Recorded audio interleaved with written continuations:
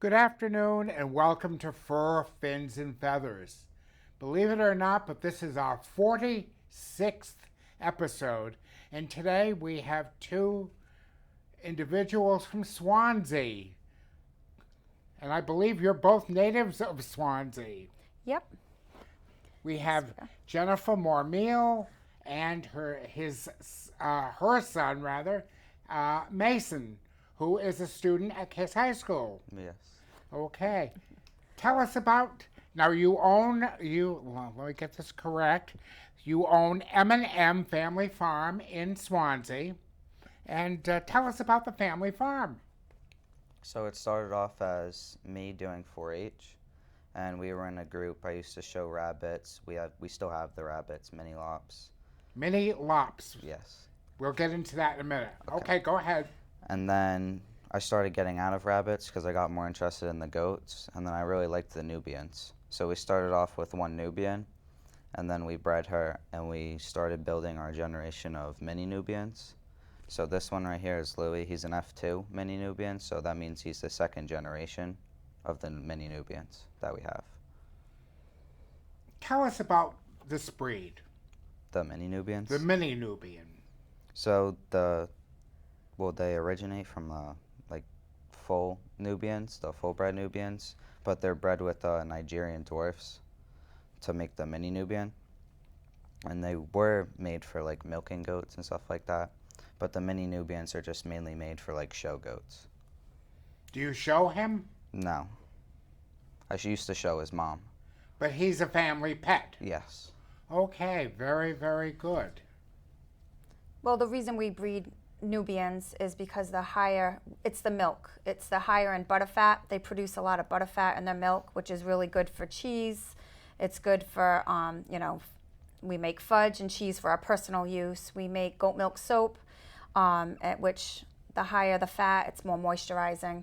So when he got out of the 4-H and I took over the goats project, because that's what I've just advanced and grown that little part of the business. So they're a multi-purpose goat. They could be bred for meat and dairy.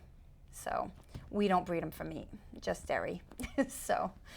Now your products are sold locally. Yep. And at farms. Yep, we set stands. up at farmers markets, and we set up at farmers markets every weekend through the season, and we, I make probably 30 to 35 different scents and varieties of the goat milk soap, and I make some jams, and we also raise bees, so we had some honey, and so we're not really a big farm, or more of a little homestead where, I grow vegetables that we freeze through the winter. I raise meat chickens for sale, but also for our own consumption.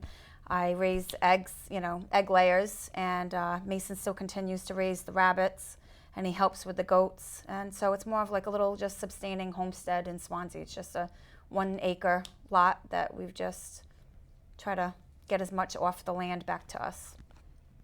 Tell us about your goat fudge. That interests me. The fudge. Of course, I love sweets, so I'm going to be very interested. Well, I make it, I could make it year-round, but I make it pretty much around the holidays. It's really simple. Any fudge recipe that you have, you just replace the milk, whatever dairy product you would use, with the raw goat milk. That's what I use. And I know some people, when you first say goat fudge, they're like, they make a face, but you wouldn't even notice the difference. It's very creamy. So I make a dark chocolate fudge with coarse sea salt on top. Simple, but I usually make it around the holidays as a treat. Can't eat that year round. No, I would pack on the pounds. Yeah, definitely. So. What are the benefits of goat milk for people? I see a lot of people come looking for it. It's naturally good for eczema, acne, psoriasis. It's a natural moisturizer.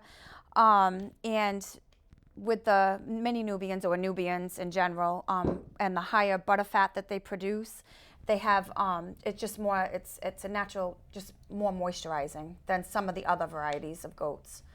You get the benefits of that from any goat milk, but you just get the higher butter fat from the Nubians, which is the reason why we raise them. So, yeah, it's very good for your skin. Extremely good. And these are some different varieties of... Yeah, yep. They're all made with olive oil, coconut oil, and raw goat milk. And then I add either fragrances or essential oils, but the biggest benefit really is the goat milk.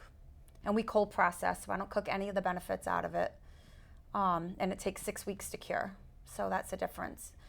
There's hot process, and that the soap could be ready in 24 to 48 hours, but by heating up the milk, you cook out the benefits. So we don't do that. We cold process. And sales are pretty good at the farm, at the farmer's market. They are. This year's been a little bit different with the pandemic, but everyone's still coming out. You know, everyone keeps their distance. They wear their masks, and I offer curbside at the house. You know, to my regulars that have been coming now for over 5 years. I've been doing this. So. Do you also sell goat's milk?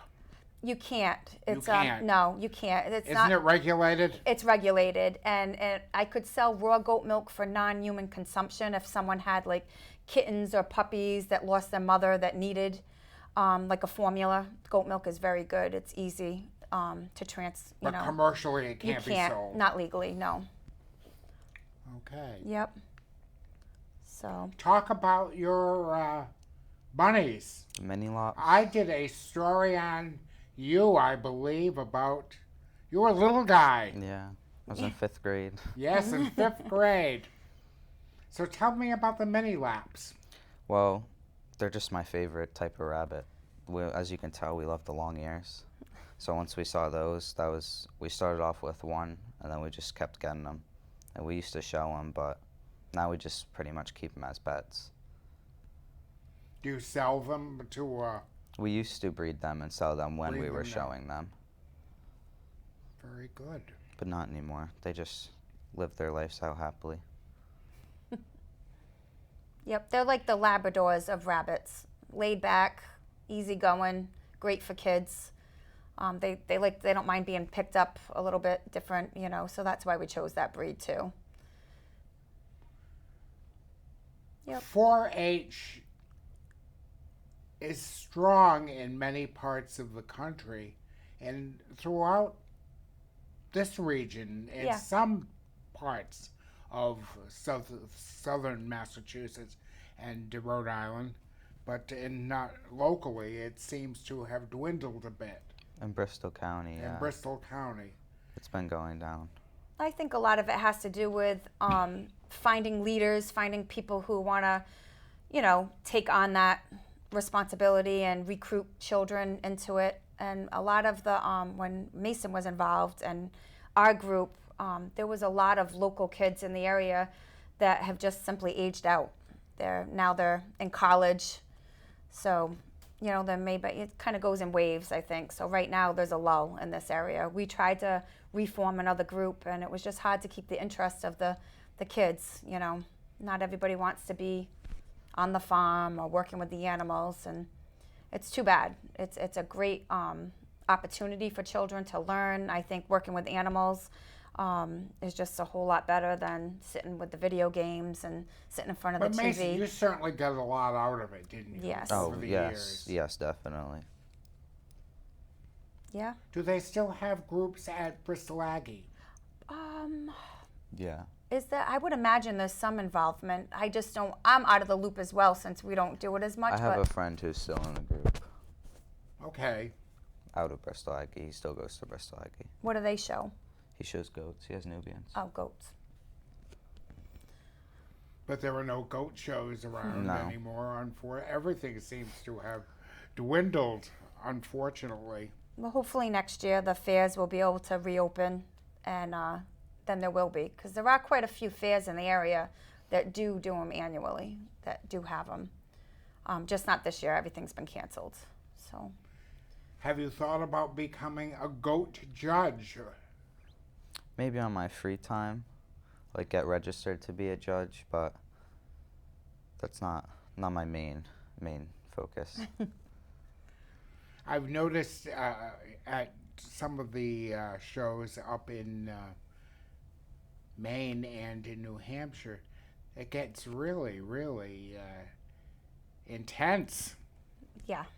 I mean, they are really strong competitors. Yes. Some of the they bring in their goats, and it's a really big endeavor for a lot of families. Yes. It's a lot of work. It is. For the goats, it's a whole different level. They have to shave them, wash them, groom their hooves.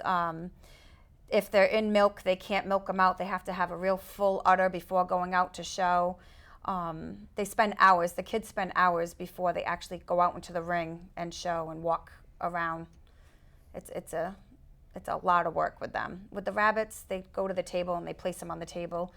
They still breed nice stock, but they don't have to do as much with them. Just a little grooming before. Yeah, but with Are the you goats, involved in the family business with any other types of animals? I just really help out around. We have the chickens, the turkeys, and I just kind of help her out with what she You needs have help chickens and turkeys? Yes, we raise red Bourbon Turkeys, which is a heritage breed, and they're actually one of the rarer breeds. So we're Tell trying me to. about them. Well, right now we just started, so right now we only have two. So we're hoping that they're a female and male at the moment. We think we do, but we're not sure, and we're hoping to breed them and just offer them back. They're a great meat bird too. So if we'll sell them for meat, or we'll sell them to just bring back the breed itself. There's a lot of local people in the area that enjoy breeding them. They really have great personalities. Their little noises they make. They love people. They'll follow you around. They're kind of neat. They're neat to have. So that's kind of new for us. We just started that in the last few months. And you also breed chickens. We do. We breed, we raise meat birds. So I buy them as chicks already, and we raise them for about 6 to 7 weeks.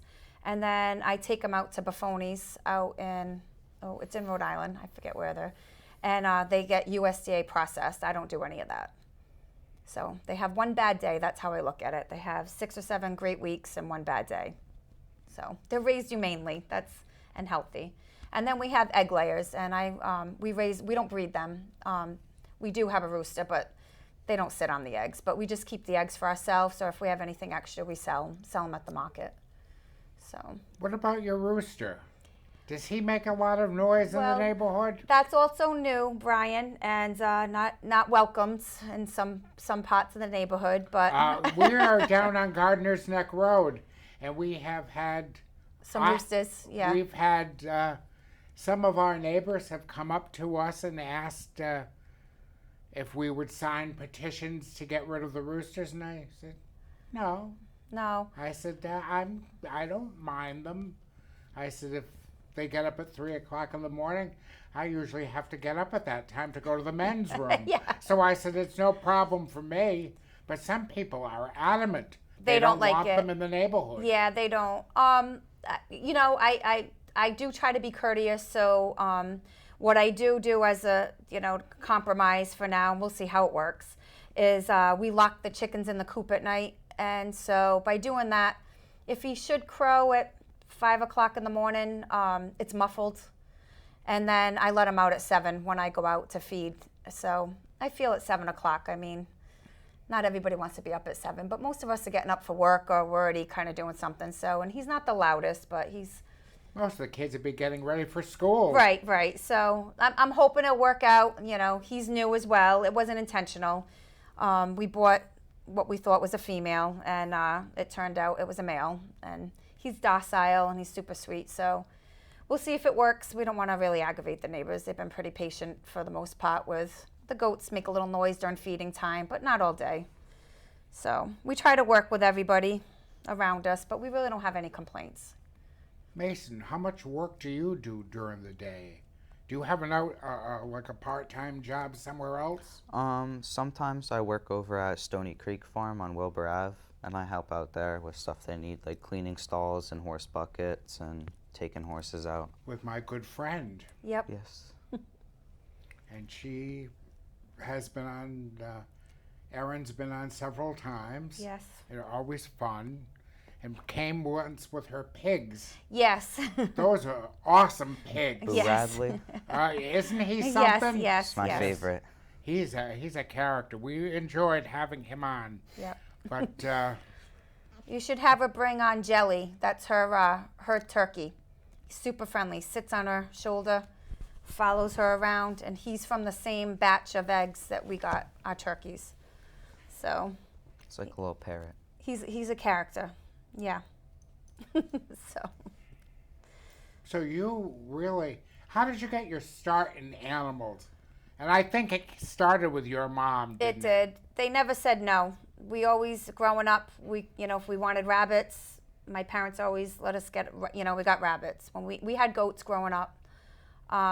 We always had dogs, cats, mice, hamsters, birds, whatever we wanted. They were like, yeah. Over the years, and I've known your mom for almost 40 years, we have had some wonderful conversations.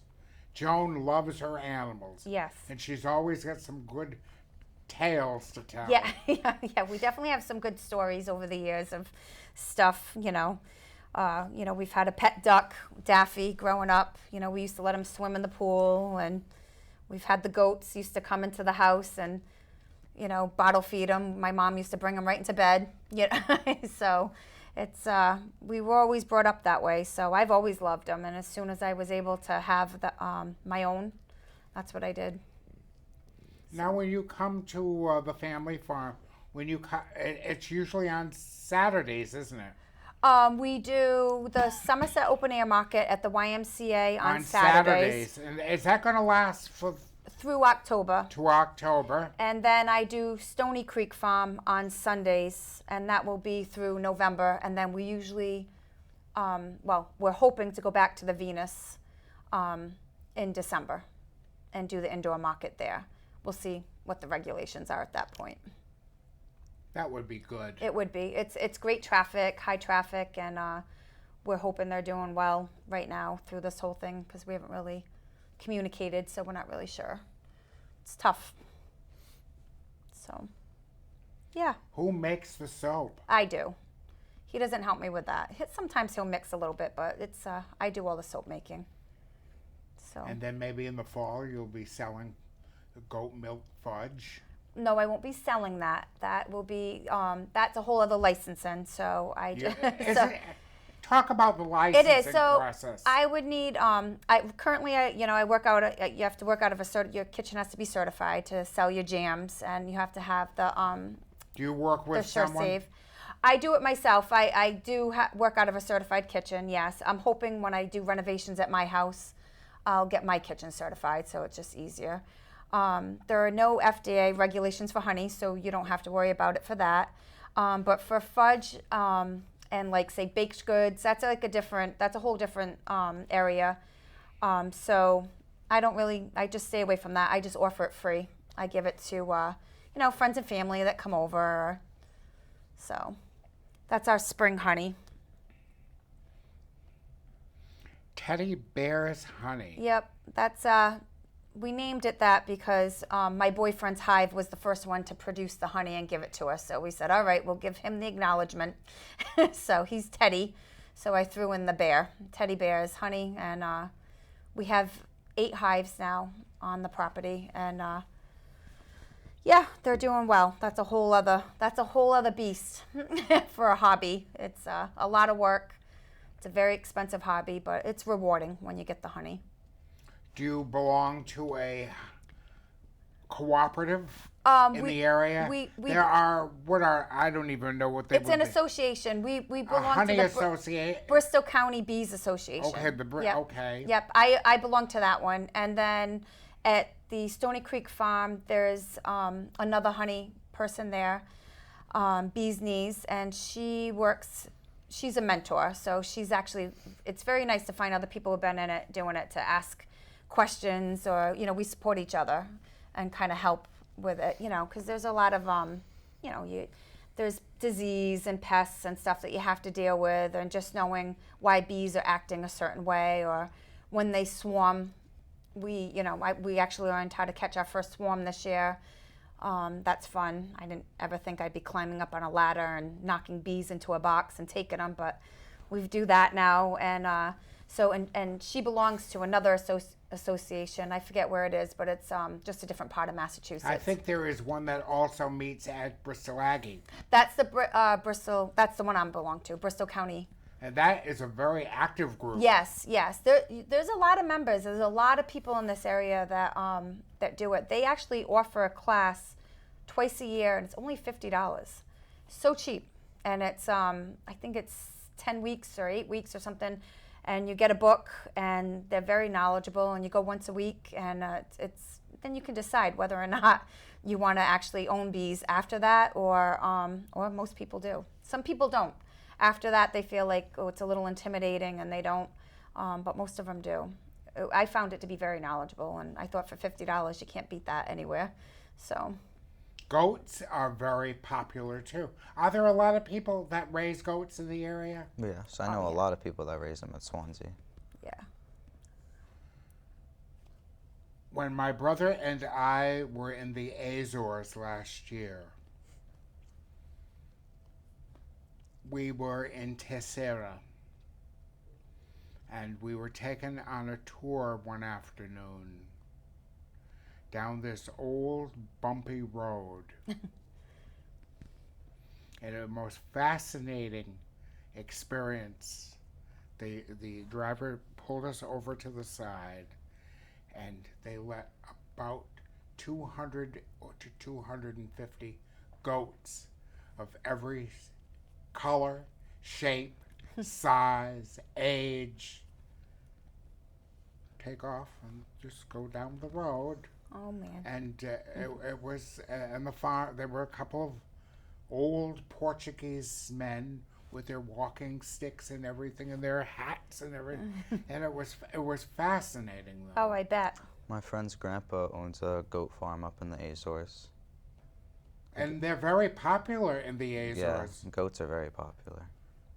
And the goat cheese in the Azores was unbelievably good.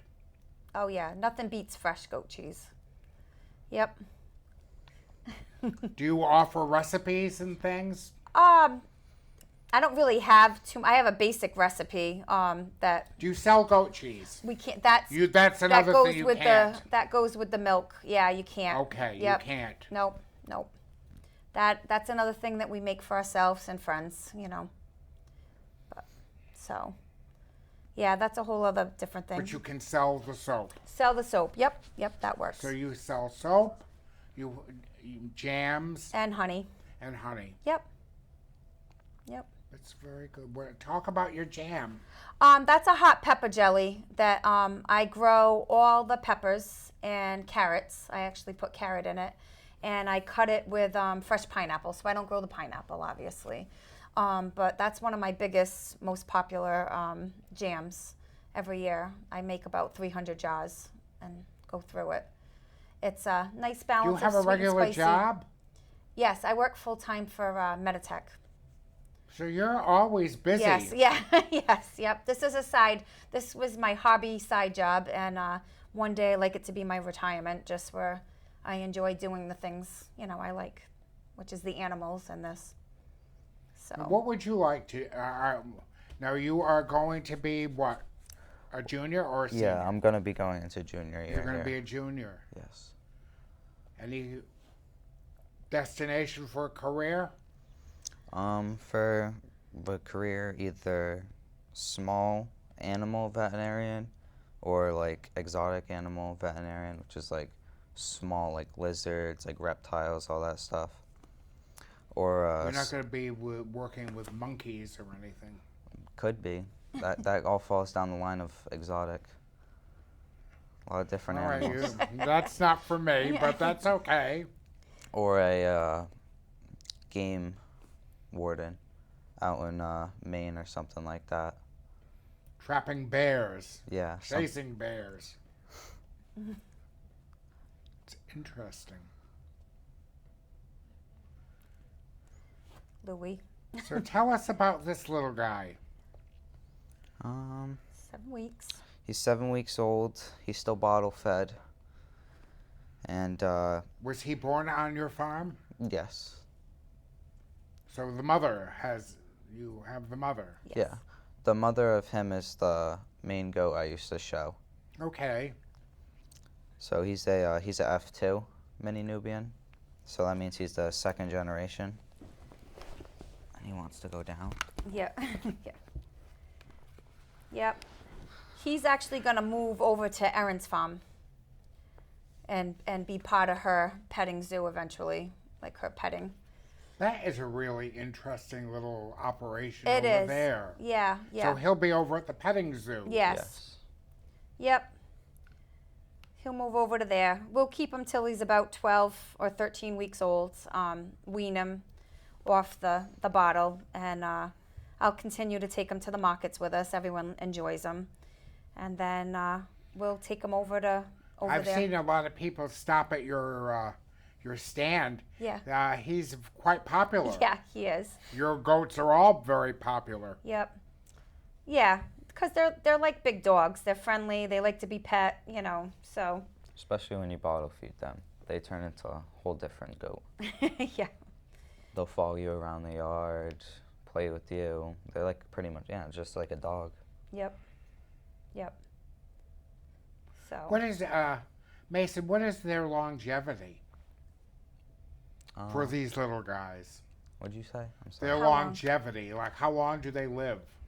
So most 12. Nubian, like 12 to 15 max. We know some people that have had them for like 17, but that's pretty old for a Nubian. 12 years is around the age where they start to. Yep. And they require a lot of veterinary care? No. They just need their yearly shots, and that's really it. Unless something like happens with them, they get sick, then Do we they call have vet. to come out? The veterinarian has to come out to the farm? Yes, we No, have yeah. we have Dr. Karen. She's out of Marshfield, and she comes out to the farm. She's fully equipped to do X-ray, ultrasound, draw blood, anything you need right there. She'll do. She's done minor surgeries that I know other people. Thank goodness we haven't needed that.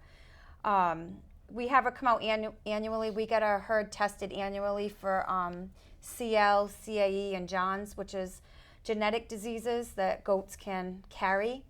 Our herd's clean, but it's good to have proof of that so that when we sell the offsprings and people want to start their own herds, then we can prove that our herd's clean and they don't have to worry about that because they're not really pleasant diseases. Some of them causes major arthritis.